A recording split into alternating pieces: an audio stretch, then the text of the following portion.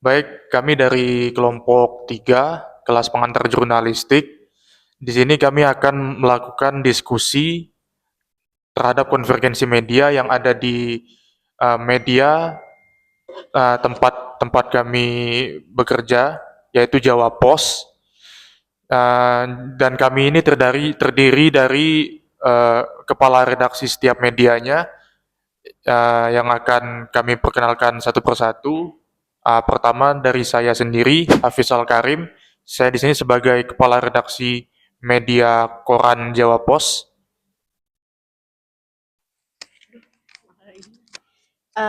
Dan saya Adinda Sasabila, Kepala Redaksi dari Media Online Jawa Pos. Dan saya Salsabila Zahra, Kepala Redaksi dari media majalah atau tabloid. Saya Nesya Nuryanita dari media televisi Jawa Pos. Oke, saya Elsa Dinda Putri dari Kepala Redaksi Radio Jawa Pos. Assalamualaikum warahmatullahi wabarakatuh. Selamat siang semuanya. Hari ini kita akan melaksanakan rapat antara kepala redaksi di dalam media Jawa Pos. Nah, perkenalkan nama saya Adinda Salsabila, Kepala Redaksi Media Online Jawa Pos. Ya, dimulai dari saya sendiri. Kali ini saya akan berbicara tentang keunggulan media saya, media online. Kalau di media lain itu kita butuh waktu produksi seperti cetak atau sebelum siaran kita harus produksi terlebih dahulu. Tapi kalau media online ini justru bergeraknya itu paling cepat.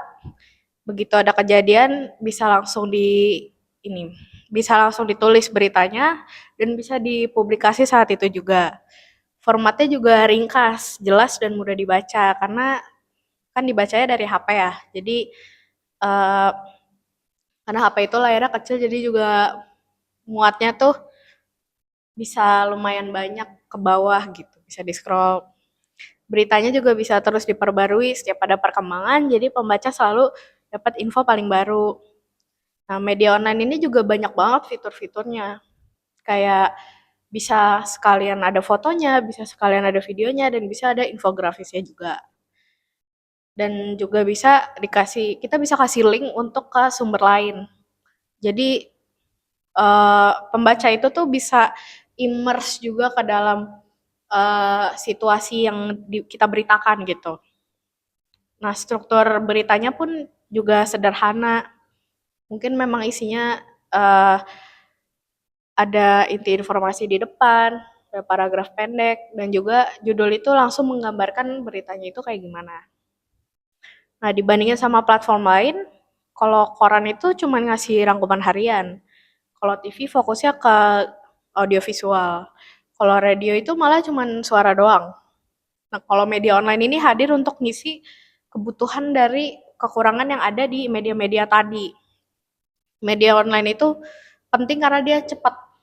Dia bukan cuma faktual, tapi juga aktual. Dan juga fleksibel. Lumayan responsif juga karena bisa langsung nulis berita, terus bisa langsung dimuat. Itu aja sih kalau dari media online. Uh, aku mau nanya dong. Boleh? Kan media online ini kan mengutamakan kecepatan ya. Iya. Nah, kalau misalkan kecepatan itu jadi prioritas utama, gimana sih caranya kalian atau tim divisi kamu itu memastikan akurasinya itu tetap akurat atau nggak salah informasi kasih ke audiens gitu? Oh, kalau Makasih. untuk itu seperti yang tadi saya bilang, kita itu bukan cuma faktual tapi juga aktual. Artinya itu bisa banget dipercaya ya, karena kita bukan cuman kita ngumpulin informasinya itu, kebetulan tim kita itu yang di lapangan itu banyak, jadi bisa sekalian sembari nulis itu bisa sekalian mengumpulkan informasi. Nah, ini dia unggulnya dari media online. Karena sambil jalan-jalan bisa sambil nulis berita gitu. Jadi tuh kalau dari saya sendiri. Oke, terima kasih. Oke, baik. Apakah ada pertanyaan dari redaksi lain? Oke, boleh dikasih mic-nya. Kalau untuk media online ini, itu bakal lebih ke tulisan atau audio visual?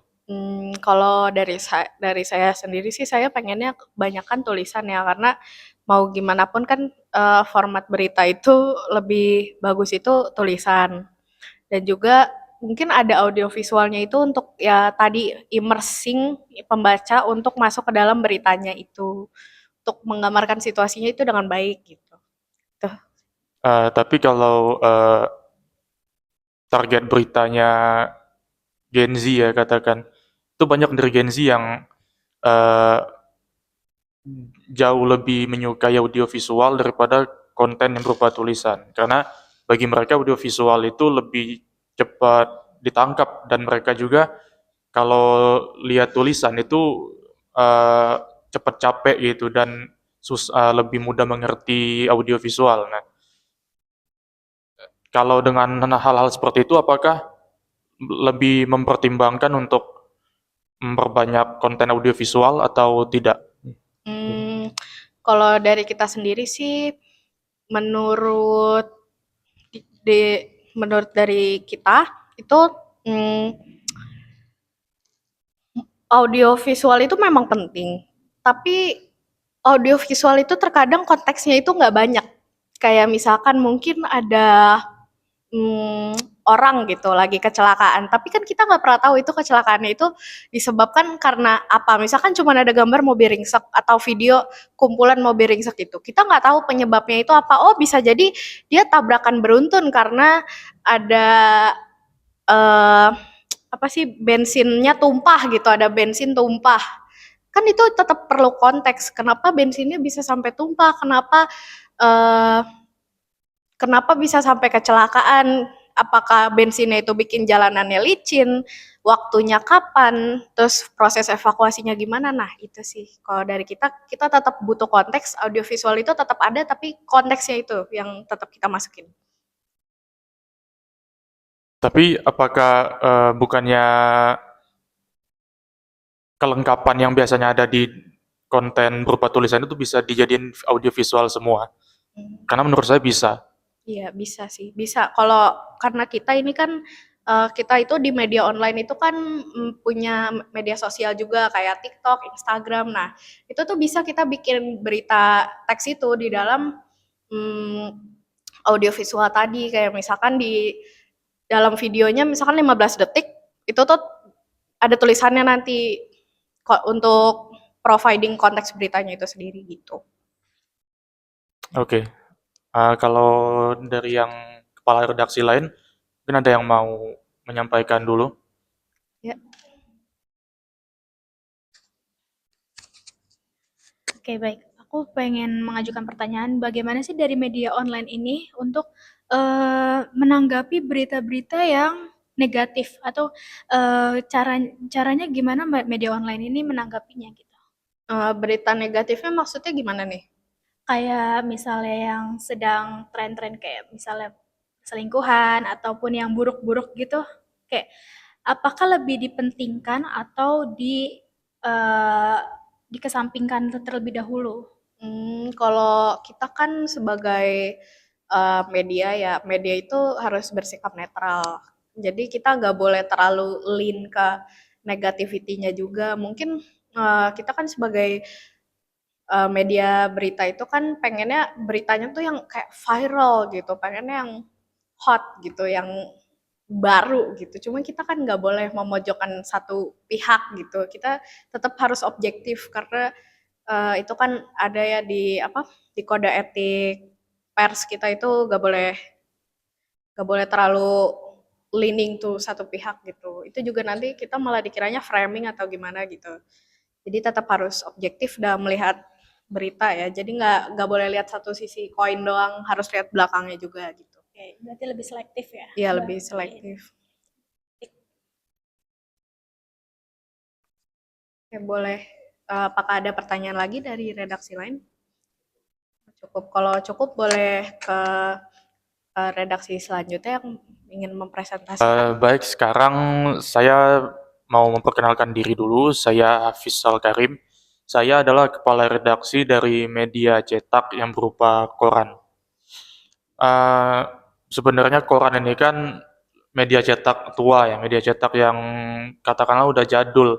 Cuma tetap harus dipertahankan di era konvergensi media ini karena koran ini memang kalau dibandingkan dengan media online, koran ini adalah pelopor gitu. Pelopor di mana kegiatan jurnalistik itu disajikan, hasil kegiatan jurnalistik itu disajikan dalam tulisan. Dan begitu juga dengan gambar-gambar yang pasti selalu ada di dalam koran. Cuma yang menjadi masalah adalah hari ini mungkin yang membaca koran itu hanya orang-orang yang sudah berumur gitu. Mungkin kalau kita bagi dalam beberapa generasi, generasi yang suka baca koran itu mungkin cuma generasi boomer ataupun Gen X. Sementara milenial sampai Gen Alpha ini itu uh, sudah berorientasi kepada media sosial. Nah, cuma um, ada beberapa hal yang bisa dilakukan untuk melestarikan koran ini. Yang pertama, koran ini harus bisa menjadi media yang menarik gitu, yang bisa menarik perhatian. Jadi yang ketika kita membaca koran, di dalam koran itu pasti berita-beritanya kaku semua kan. Itu seolah-olah hasil kegiatan jurnalistik yang mentah. Nah, eh, yang bisa dilakukan adalah ketika koran itu disajikan dengan berita-berita yang mungkin dipoles. Jadi penyajian berita yang akan ada di dalam koran Jawa Pos ini itu nantinya akan disajikan bukan hanya fakta-fakta yang didapat, tapi juga ada beberapa hal yang mungkin bisa disajikan dalam tulisan itu yang bisa menarik perhatian terutama generasi muda hari ini. Contohnya itu mungkin media koran yang saya pimpin itu nanti saya akan mengizinkan wartawan saya itu untuk menyajikan berita dengan gaya-gaya yang katakanlah diksi-diksi hyperbola. Jadi misal ada sebuah berita untuk menarik perhatian pembaca, maka saya akan mengizinkan wartawan saya itu untuk menulis berita dengan beberapa diksi hyperbola yang dimana itu bisa, kalau bagi saya itu bisa menarik perhatian para generasi muda hari ini untuk membaca koran. Nah, uh, terus karena koran ini sepertinya agak ditinggalkan hari ini. Nah, yang harus dilakukan agar bagi koran ini bisa tetap laku gitu. Nah, saya akan melakukan beberapa cara dalam konvergensi. Itu yang pertama ada bagaimana saya akan melakukan yang namanya konvergensi taktikal, yaitu uh, saya akan berdiskusi dengan kepala redaksi yang lainnya dan untuk menyetujui bahwa koran ini bisa dipromosikan di media-media lain seperti media televisi ataupun media online. Artinya bukan beritanya, tapi memang secara harfiah mempromosikan koran ini langsung begitu. Karena itu salah satu cara konvergensi yang bisa dilakukan untuk membuat koran ini bisa dibeli oleh banyak orang lagi. Dan tentunya koran yang akan dipromosikan ini adalah koran yang sudah memiliki berita seperti yang saya sampaikan tadi, yang memiliki diksi-diksi menarik sehingga akan menarik banyak pembaca. Kemudian ada cara konvergensi lain yang akan divisi saya lakukan, di mana itu adalah yang namanya konvergensi struktural. Jadi eh, saya akan saya akan menempatkan beberapa beberapa ahli di bidangnya yang ada di divisi saya untuk hanya benar-benar fokus pada keahlian mereka. Contohnya adalah eh,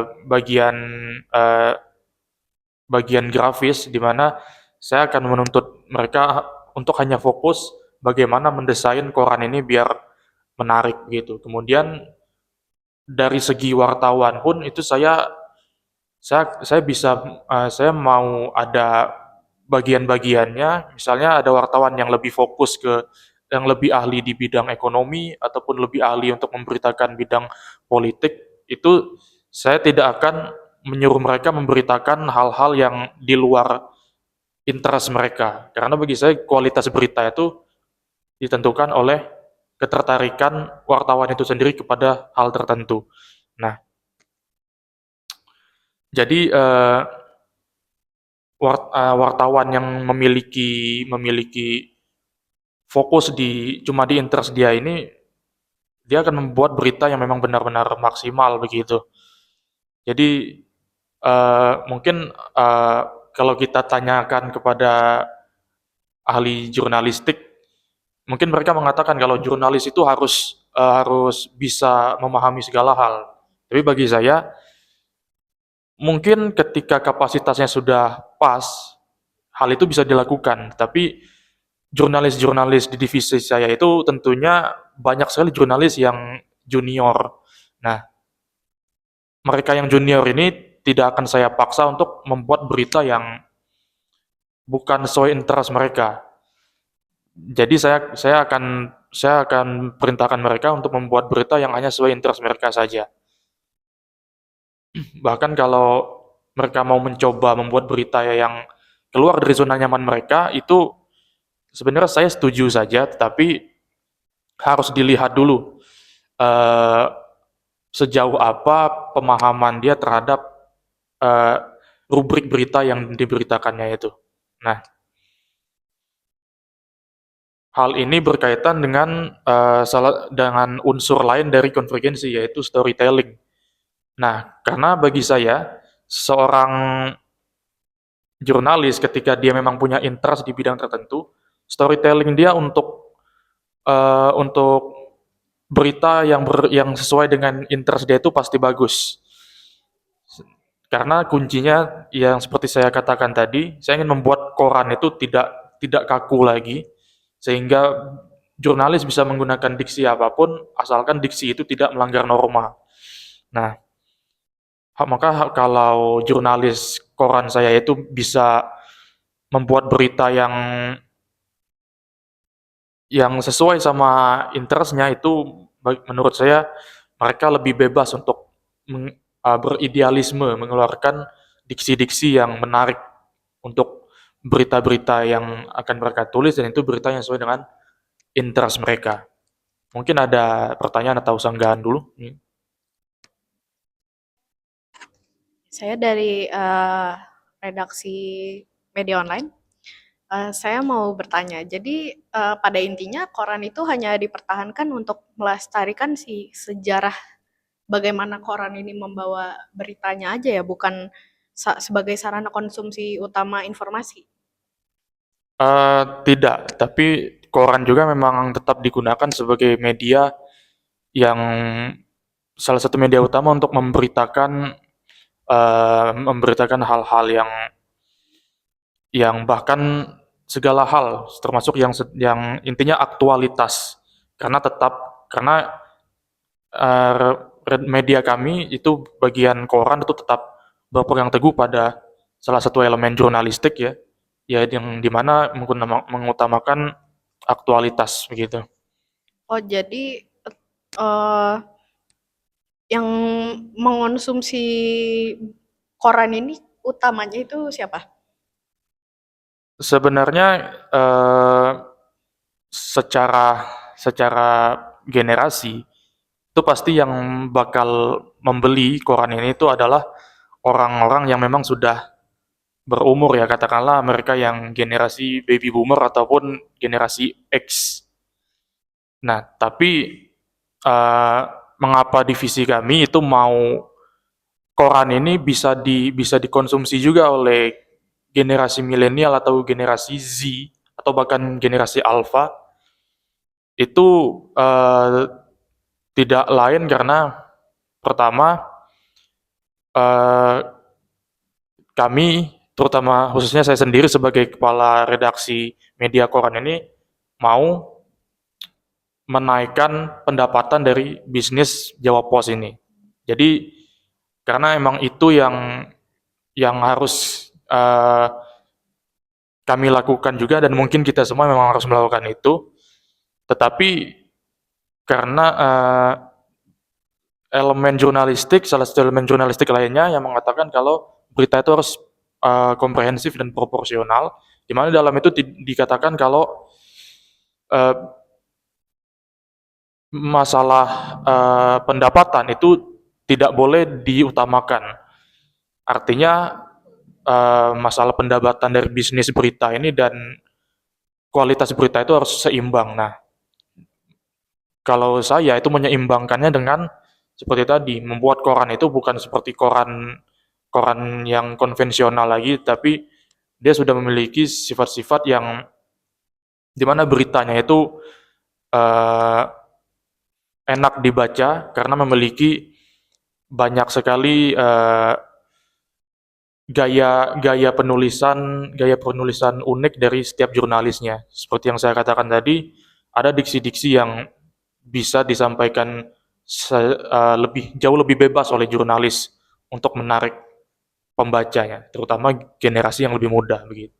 Nah, untuk diksi nih, kalau berita yang dipoles dengan diksi hiperbola, Anda tahu kalau diksi hiperbola itu too much, bisa dibilang hiperbola itu kalau di bahasa Inggris kan kayak sesuatu yang too much gitu, sesuatu yang dilebih-lebihkan. Ya, Nah, ini menurut saya itu lumayan bahaya karena bisa menyudutkan suatu pihak. Karena kita bisa hanya let's say kita menghiperbolakan itu hanya satu pihak, misalkan TNI versus Polri. Kalau misalkan kita hanya menghiperbolakan bahwa Polri itu lebih banyak melakukan kejahatan daripada TNI. Nah, itu bagaimana tuh? Is it worth the attention? Karena diksinya itu seperti yang Anda bilang tadi, diksinya itu mungkin nggak di luar norma. Tapi biasanya itu yang kalau kita lihat kenyataan diksi hiperbola itu pasti di luar norma dan kalau boleh mungkin saya boleh minta contoh diksi yang di hiperbola itu seperti apa sih? Gitu. Makasih. oke. Jadi itu kembali lagi kepada pembaca beritanya.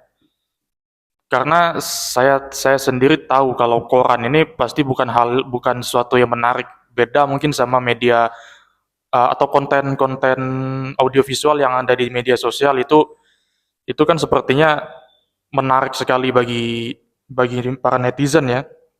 Tapi kalau koran itu ketika orang melihat koran ya orang sudah tahu kalau ini pasti semuanya isinya berita-berita yang biasa aja gitu. Nah, tapi hyperbola bagaimana koran itu memiliki bahasa yang hyperbola, menurut saya koran koran itu udah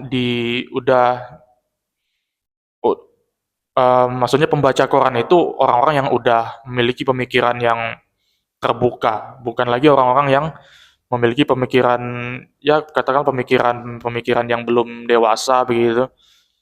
Karena emang eh, target dari koran ini memang menyasar gen Gen Z, Gen Alpha, tetapi dari mereka itu pasti tidak akan semuanya, tapi ada kelompok dari setiap generasi muda itu tertentu yang dimana mungkin mereka itu pemikirannya udah terbuka begitu. Jadi ketika mereka melihat eh, pernyataan hyperbola, mereka mereka bisa mengetahui, oh ini hanya gaya untuk membuat koran ini lebih menyenangkan aja. Nah, tadi dikatakan tadi ditanyain contoh ya, contoh hyperbola itu. Mungkin eh, saya akan memikirkan dulu contohnya. Mungkin kalau di berita itu misalnya ada berita yang berhubungan dengan otomotif ya. Artinya ada salah satu jurnalis dari bagian divisi saya yang memang dia punya interest di otomotif, yang dimana pasti beritanya saya akan suruh dia untuk bikin berita otomotif semua. Nah, dan hyperbolanya itu mungkin ketika dia menjelaskan kalau eh, ada mobil yang ini mobil buatan negara A dan mobil ini itu memiliki eh, tenaga yang cukup besar yang dihasilkan mesinnya sehingga mobil ini itu bisa sehingga mobil ini bisa menghancurkan rumah ketika ketika digunakan dengan mengeluarkan segala tenaganya begitu. Nah, mungkin seperti itu. Nah, kalau hal seperti itu dibaca oleh generasi muda yang pemikirannya masih tertutup ya, mungkin mereka akan menganggap itu benar. Dan yang bahayanya mereka bisa benar-benar akan mencoba apakah mobil itu bisa merobohkan rumah atau tidak. Tapi ketika yang membaca itu memang generasi muda yang udah terbuka pikirannya, pasti mereka ngerti kalau oh ini hanya cara bagaimana berita ini menarik gitu. Gitu sih.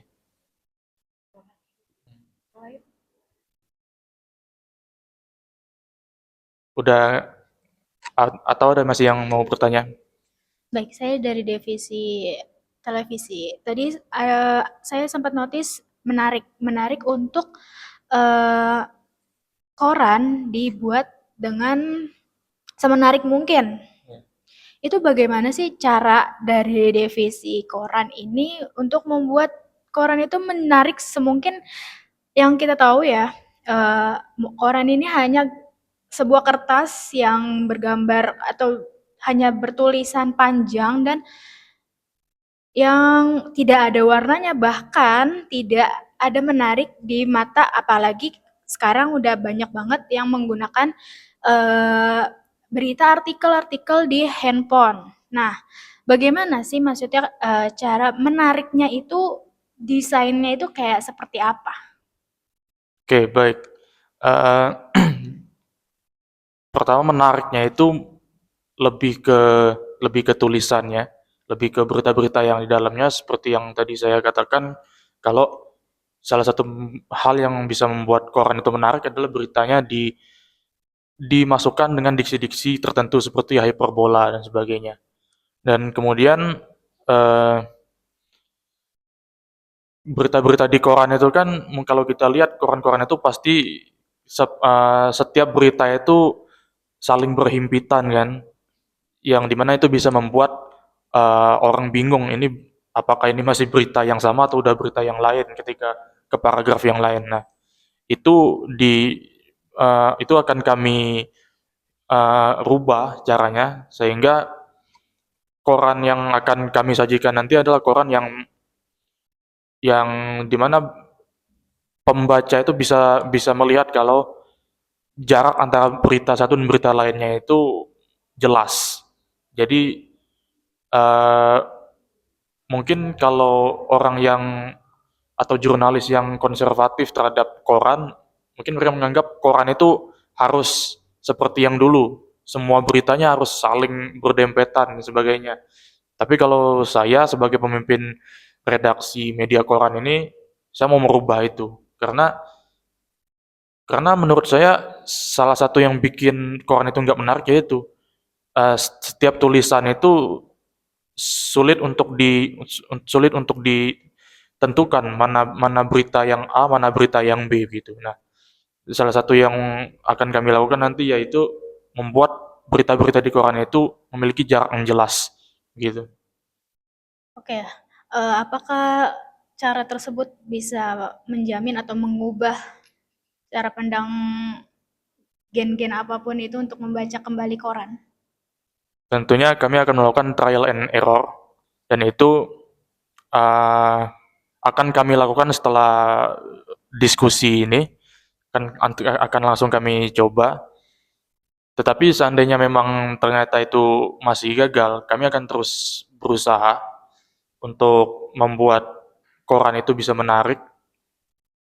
Eh, Intinya kami akan melakukan hal apapun sehingga koran yang akan kami sajikan itu menarik, tetapi eh, kami tidak akan merubah wujud koran itu menjadi sesuatu yang mungkin bisa dikatakan ini udah bukan bukan koran lagi begitu.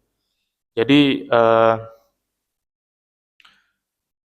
sesuatu yang bisa dikatakan eh, tulisan-tulisan yang berat, misalnya berita-berita yang berita-berita yang headline-nya terlalu terlalu terlalu kaku begitu.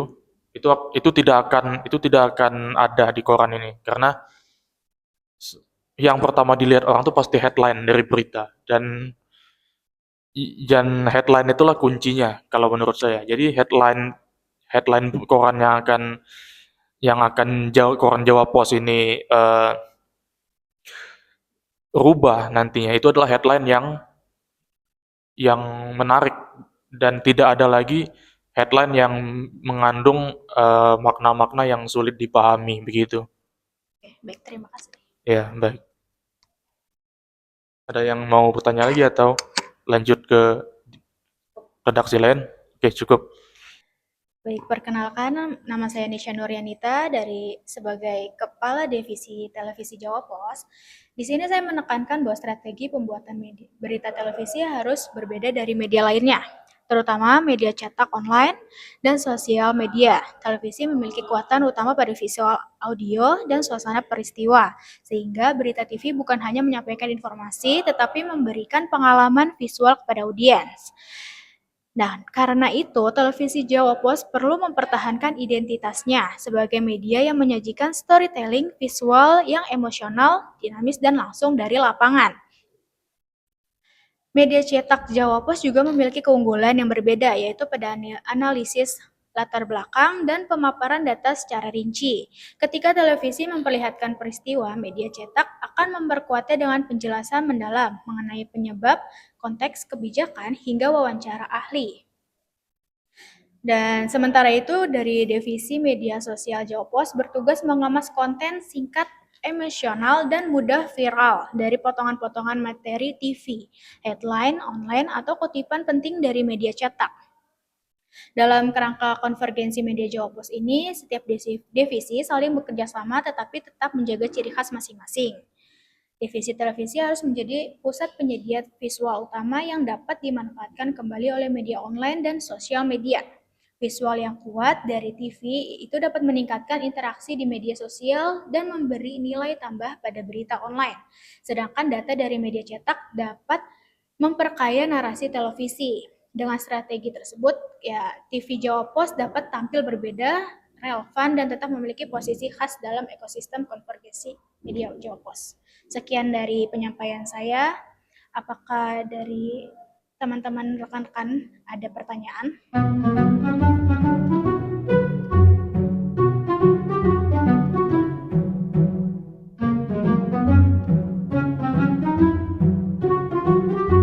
Saya izin bertanya, kalau di media televisi itu berarti fokusnya berita aja ya? Secara singkat atau secara komprehensif, kayak lengkap gitu? Media televisi ini kayak ya lebih ke berita, yang dimana tuh berita yang misalnya yang sedang lagi hot atau viral itu bakalan dipertunjukkan atau dibuat menjadi berita yang menarik juga. Berarti dia panjang atau singkat? Kalau untuk panjang atau singkatnya itu kan pasti kita akan meneliti dulu apakah berita tersebut dapat atau layak untuk diberitakan atau tidak. Layak diberitakan secara panjang atau pendeknya gitu? Iya. Oh, oke. Baik, terima kasih. Baik, dari rekan-rekan yang lain apakah ada pertanyaan? Oke, halo, kenalin nama saya Elsa Dinda Putri, saya dari Kepala Redaksi Radio. Oke, radio di Jawa Pos punya fungsi yang beda dari media lain karena radio mengandalkan suara sebagai penyampai berita. Keunggulannya adalah radio bisa menyiarkan breaking news dengan sangat cepat tanpa menunggu proses editing visual atau layout apapun. Penyiar juga membuat berita terasa lebih dekat, hangat, dan mudah dipahami lewat intonasi serta penjelasan langsung yang menyesuaikan situasi. Selain itu, radio bisa didengar kapan saja waktu orang kerja, berkendara, istirahat, atau sedang mereka nggak sempat lihat layar, jadi jangkauannya jauh lebih luas. Radio juga sering menghadirkan laporan langsung dari lapangan sehingga informasi terasa lebih real time. Dalam ekosistem Jawa Pos, radio menjadi media yang praktis, cepat, dan dekat dengan pendengar. Kehadirannya melengkapi media lain seperti TV, koran, majalah, dan online dengan memberikan informasi yang langsung, mudah diakses, dan selalu relevan untuk berbagai kondisi. Bagaimana, ada pertanyaan dari rekan-rekan?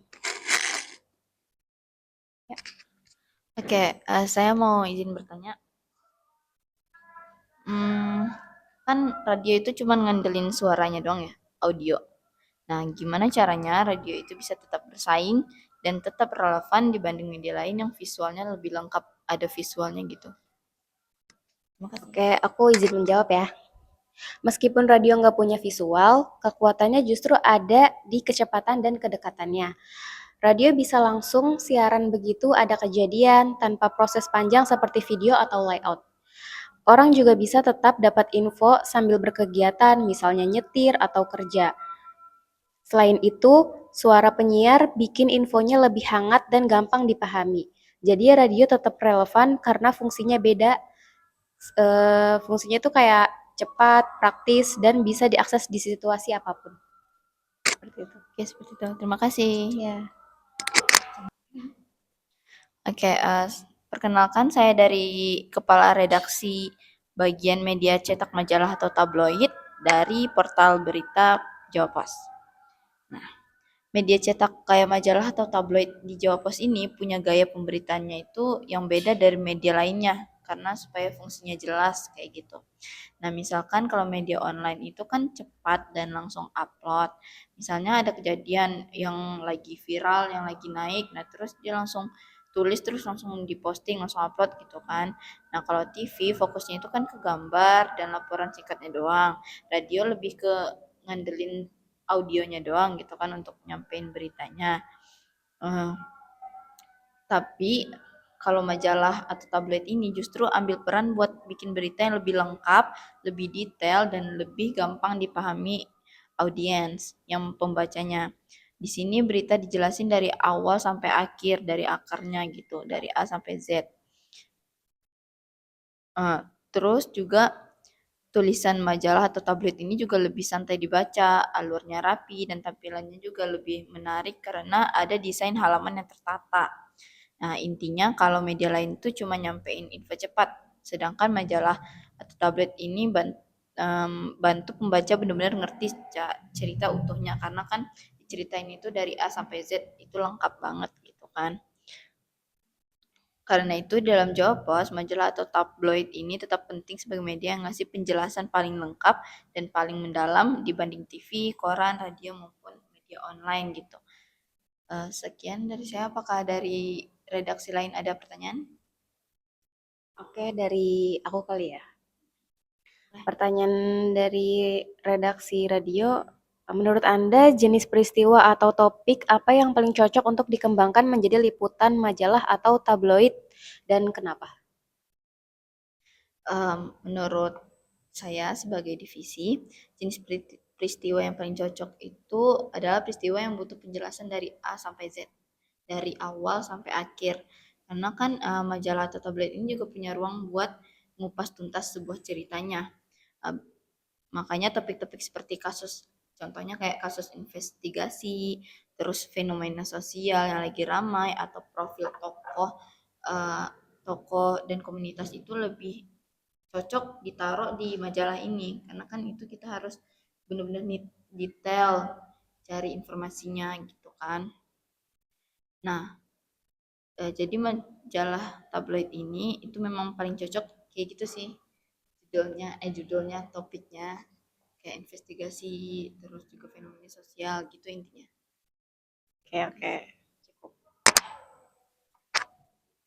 Terima kasih.